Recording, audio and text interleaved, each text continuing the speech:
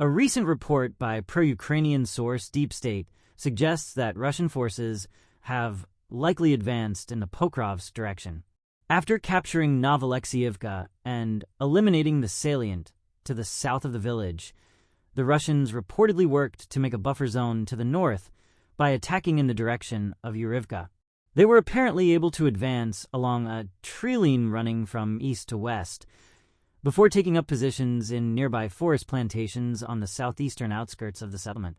No confirmation from any source has been received of any Russian positions inside buildings in the village. However, recent reports from reliable sources suggest that Russian forces restarted assault operations in the Velyka Novosilka direction and captured most of Rivnopil. Russian troops were reportedly able to advance along the tactical heights and entered Rivnopil from the west via a treeline. They also reportedly advanced along 2 treelines further east, but were unable to seize them in their entirety. Once they are fully captured, it would allow for assault operations on western Rivnopil.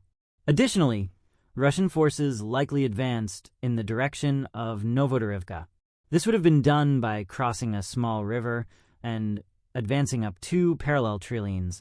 Geolocated footage indicates that Russian forces advanced in the western part of the Kursk salient and seized the village of Cherkasskaya Konopelka. They were able to advance from positions near Andriivka and cleared the village of any Ukrainian presence. This likely occurred a couple of weeks ago, as that is when the first reports came out regarding its capture. From there, Russia cleared the forests to the southwest and attempted a river crossing. Ukraine responded by hitting the Russians who attempted to cross the Sel River with artillery and FPV drones, resulting in at least 12 Russian soldiers being wounded or killed. Geolocated footage and reliable reports indicate that Russian forces have likely captured the village of Novoselydivka in the Kurakhove direction, after weeks of assault operations and stiff Ukrainian resistance. The footage shows Russian troops raising their flag over a house in the southern part of the village. This indicates an increased control zone, to the point where Russia controls roughly half of the village. It was already known that the Russians had likely advanced in the southeast of the village, but this geolocation confirms it. However, recent reports from reliable sources state that Russian troops have cleared all of Novoselydivka from a Ukrainian presence and have taken the agricultural buildings on the southwestern outskirts. This would also suggest that the treelines between Novoselydivka and Kremenabaka were occupied. Update from Kurakhove. Geolocated footage indicates that Russian forces broke through Ukrainian defenses south of Kurakhove and reached the village of Dolnj. Following an initial tank attack in the low-lying ground south of Novooleksiivka, the Ukrainian lines suddenly gave way, and Russia committed mechanized infantry to the attack, exploiting the Ukrainian collapse. They were initially able to advance south down 2 treelines. Ukrainian units stationed to the east, realizing that they didn't have the strength to counterattack, likely due to a lack of ammunition, which is very difficult to supply through the remaining Ukrainian-controlled corridor, decided to withdraw southwards, making the cauldron smaller. This was probably done in preparation for a final withdrawal westward in the case of another Russian breakthrough. It would make withdrawing take less time and would be less chaotic. Although it does mean that more soldiers are concentrated in one area than previously as the cauldron has shrunk.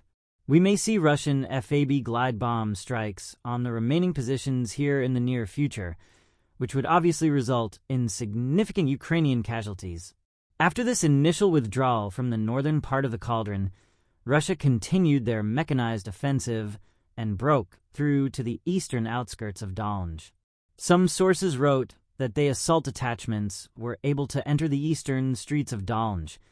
However, this is unconfirmed. What we do know is that the Russians bypassed Dolnj from the north and began assaulting the northern houses with tanks and armored vehicles. Ukraine responded by concentrating their artillery on the column. FPV drones dropped grenades on them, and a single Ukrainian tank defended Dolnj, successfully destroying a Russian truck. In total, 2 Russian tanks and 6 armored fighting vehicles were destroyed. It is unknown what happened to the Ukrainian tank. Shortly after this, Russian sources began reporting that Dolge was captured.